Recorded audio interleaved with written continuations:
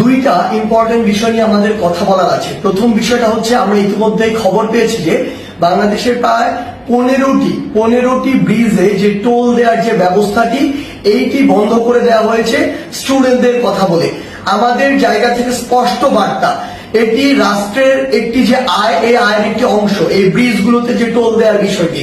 So কেউ স্টুডেন্টদের কথা বলে হোক, বৈষম্য বিরোধী ছাত্র আন্দোলনের কথা বলে হোক, এই নামের অপব্যবহার করে কেউ বাংলাদেশের কোথাও ভুলে এই কাজ করবেন না। প্রত্যেকটি ব্রিজে টোল দিবে, এমনকি বৈষম্য বিরোধী ছাত্র আন্দোলনের ব্যানারে কোনো যদি ত্রাণের ট্রাকও বাংলাদেশের যে কোনো জায়গায় যায়, সেই ট্রাকও টোলের টাকাটি দিয়ে তারপরে যাবে। কারণ এই রাষ্ট্রকে যদি আমরা স্টেবল করতে চাই, আমার রাষ্ট্রের যে অর্থনৈতিক অবস্থা সেটিকে আগে স্টেবল করতে হবে।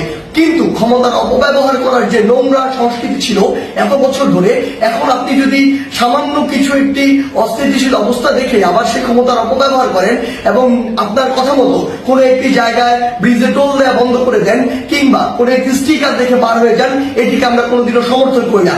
আমাদের জায়গা থেকে স্পষ্ট বার্তা, অবশ্যই প্রত্যেকটি ব্রিজে এই টোল সেটি টোল দিয়ে যেতে হবে।